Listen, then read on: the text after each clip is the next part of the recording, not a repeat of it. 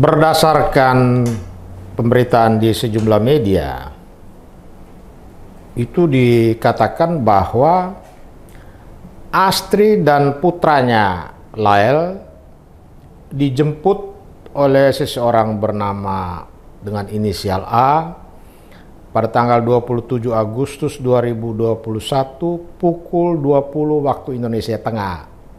Ini kejadian di Kupang. Pada saat dijemput itu mereka menggunakan sepeda motor dibonceng oleh A menuju ke tempat kos di suatu tempat dikenal sebagai tempat kos milik BY, inisialnya BY, yang juga disebut sebagai teman Astri. Nah, ketika sampai di tempat kos BY, handphone Astri Manafe kemasukan atau ada telepon yang masuk dari seseorang yang menyatakan dia ingin menjemput Astri dan putranya Lael untuk dibawa ke suatu tempat. Dan tidak lama kemudian si penjemput dengan mobil ini datang dan Astri dan putranya ikut dibawa dengan mobil ke suatu tempat, dan sejak malam itu sampai besoknya Astri dan putranya tidak pulang. Ya, di tanggal 28 itu keluarga menunggu Astri dan putranya tidak pulang, dan kontak komunikasi teleponnya pun sudah tidak aktif lagi. Dan sejak itu keluarga dari Astri Manafe ya semua melakukan pencarian terus menerus, juga lapor ke pihak kepolisian, tetapi juga tidak ketemu keberadaan Astri dan putranya, dan mengapa mereka tidak kembali ya. Nah, kecurigaan semakin mengarah kepada Astri dan putranya menghilang karena suatu kejahatan. Karena itu keluarga Astri melaporkan kepada pihak kepolisian, dan pihak kepolisian Polda NTT langsung melakukan penyelidikan dan pencarian. Nah, tetapi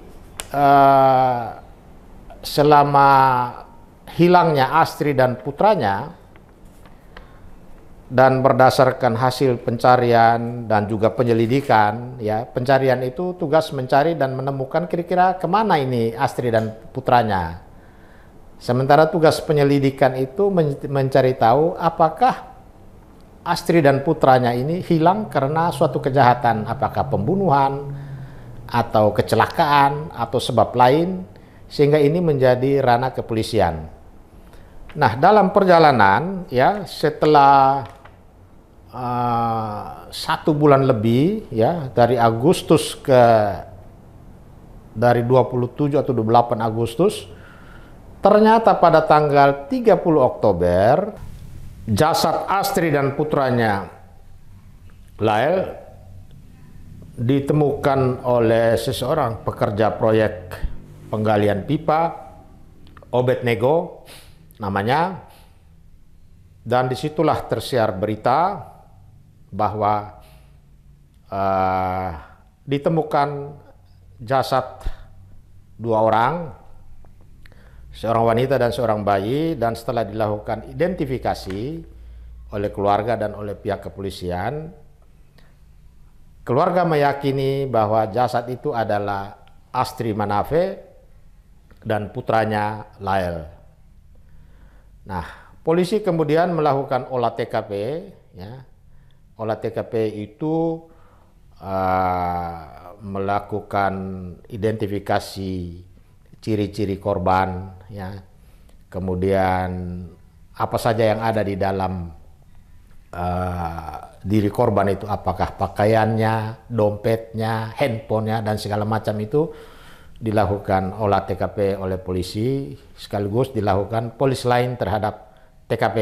Itu sebagai pengamanan untuk menjaga jangan sampai bukti-bukti yang ditemukan di TKP dirusak oleh pihak lain.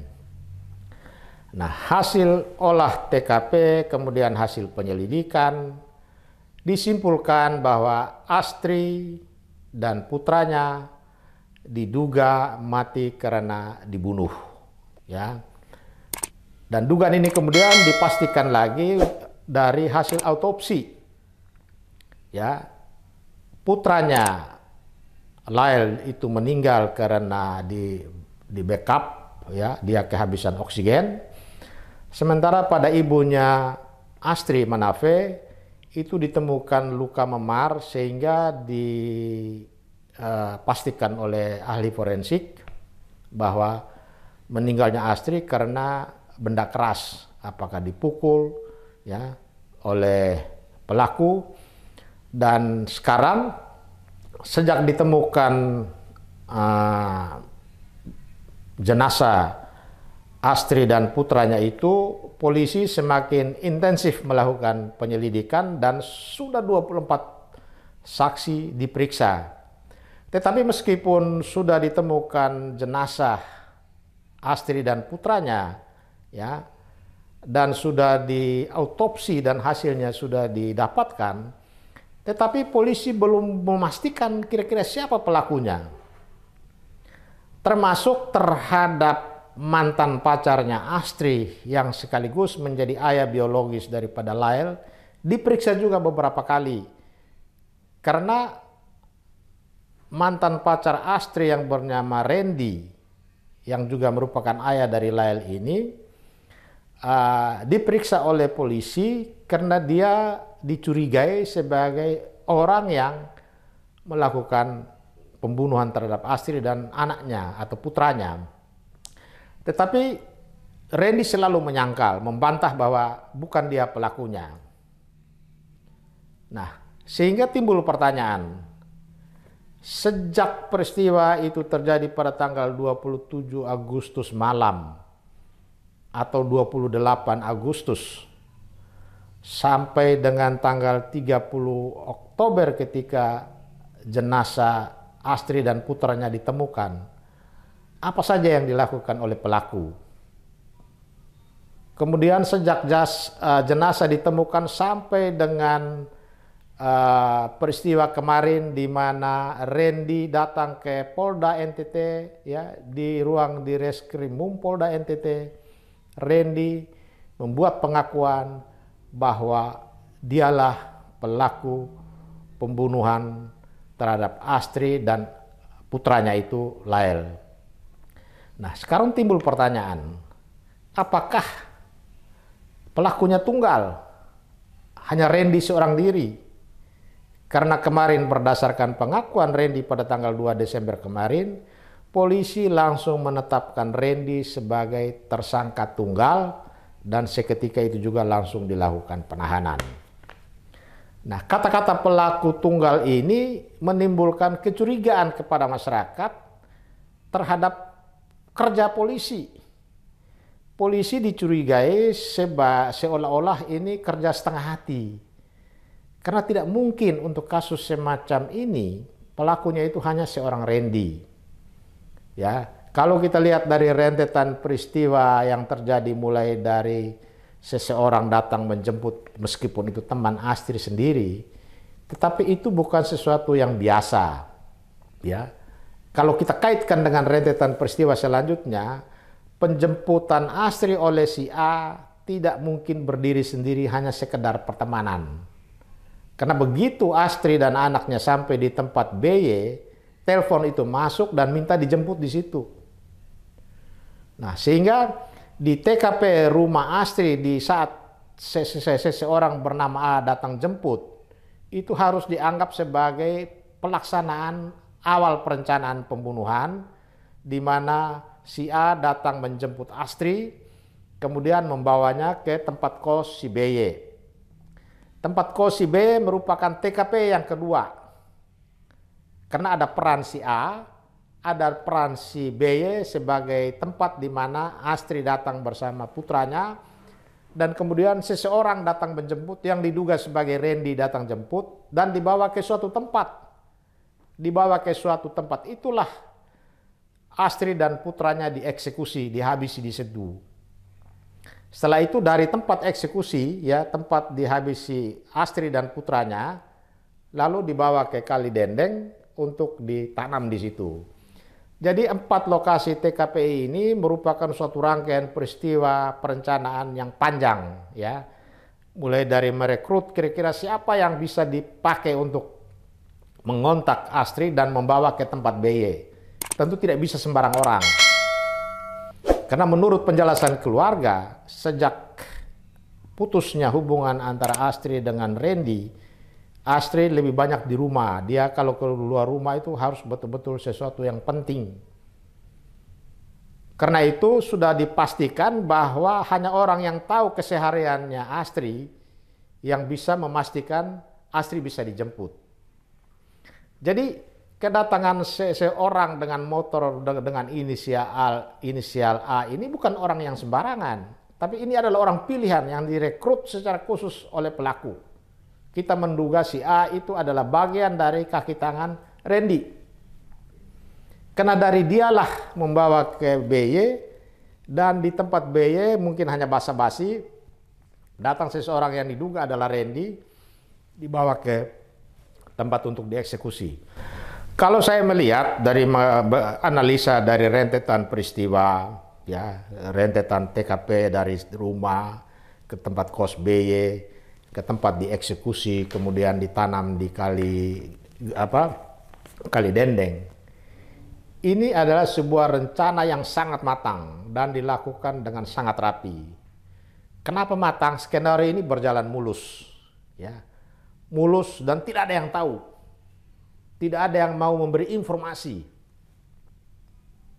Mulus dari pelaksanaannya dan juga mulus mengunci, tidak ada yang memberi bocoran kepada siapapun. Kenapa dikatakan tidak ada yang memberikan bocoran kepada siapapun? Karena penemuan jenazah itu sendiri ditemukan oleh seorang tukang gali pipa proyek pekerjaan pipa air minum. Ya, kemudian lalu tersiar kabar bahwa jenazah yang ditemukan itu adalah Astri dan putranya. Lalu mulai dari 30 Oktober ditemukan jenazah sampai dengan kemarin tanggal 2 Desember baru Randy datang mengaku sebagai pelakunya itu berarti dari pengakuan Randy, polisi dan keluarga baru tahu bahwa dialah pelakunya. Jadi ini suatu persiapan yang sangat matang, sangat rapi. Tidak bocor kepada siapapun. Nah, masalahnya sekarang, apakah Randy seorang diri melakukan? Menurut saya tidak. Jika dihubungkan tempat di rumahnya dia dijemput seseorang itu bagian dari skenario, maka pelakunya itu antara lain ya si A yang datang jemput. Kemudian dibawa ke tempat si BY. BY juga merupakan bagian dari skenario untuk menghabisi Astri dan putranya. Nah, sehingga motifnya, kalau kita bicara tentang motif, bisa juga ini bisa juga dendam dari akibat cinta segitiga. Ya. Bisa juga setelah itu Randy bisa saja mempunyai perempuan lain atau wanita lain yang hubungannya sangat dekat. Dan Randy bisa saja diultimatum untuk menghabisi Astri dan putranya. Karena dia tidak mau ada saingan. Sehingga dia mengultimatum, mengintimidasi Randy untuk mengeksekusi Astri dan putranya. Dan ini yang harus digali oleh polisi. Ya. Walaupun sekarang ini polisi baru berhasil menetapkan 1 orang tersangka yaitu Randy. Itu pun karena pengakuan Randy. Tetapi pengakuan ini pun tidak bisa 100% dipercaya begitu saja oleh penyidik. Ya. Penyidik harus betul-betul mengerahkan segala kemampuannya untuk menggali lebih banyak, untuk mendapatkan kepastian siapa saja pelaku lain selain Randy. Karena itu saya pikir masyarakat di Kupang ya harus proaktif memberikan setiap informasi kepada Polri, dan Polri harus membuka diri menerima informasi dari masyarakat supaya segera secepat mungkin bisa mengungkap siapa saja pelakunya selain Randy. Karena sangat tidak adil, ya, sangat tidak bisa diterima oleh seluruh masyarakat NTT khususnya di Kupang bahwa ini kasus pembunuhan biasa. Ya, ini kasus adalah pembunuhan berencana yang dilakukan secara rapi, ya, matang dan sistematis. Ya. Kenapa sistematis? Karena dijemput sampai dieksekusi, dikubur, tidak ada yang tahu. Padahal dari hasil autopsi itu disimpulkan sempat terjadi cakar-cakaran dan Astrid tidak mungkin tidak melawan. Sehingga dipastikan ini dilakukan di tempat yang sepi. Tidak ada orang yang tahu. Sehingga mulus. Jadi kalau dibilang pembunuhan biasa, tidak. Ini direncanakan dan dilakukan dengan matang dan tidak hanya seseorang. Karena ada persiapan, ada plastik untuk membungkus jenazah. Terus membawa itu dari tempat eksekusi ke Kali Dendeng. Yang semuanya akan digali oleh penyidik terhadap Randy dan saksi-saksi lainnya. Meskipun sudah 24 saksi, tetapi ditemukannya Randy berkat pengakuan Randy karena menyerahkan diri. Jadi kasus ini merupakan pelajaran yang sangat berharga bagi masyarakat NTT dan juga dari Polda NTT. Karena Polda NTT pun dalam banyak kasus kematian yang tidak wajar tidak terurus dengan baik. Sehingga ini kasus menjadi perhatian serius masyarakat NTT untuk Polri NTT meningkatkan profesionalismenya dalam tugas-tugas mengungkap kasus-kasus pembunuhan di NTT yang sering terjadi.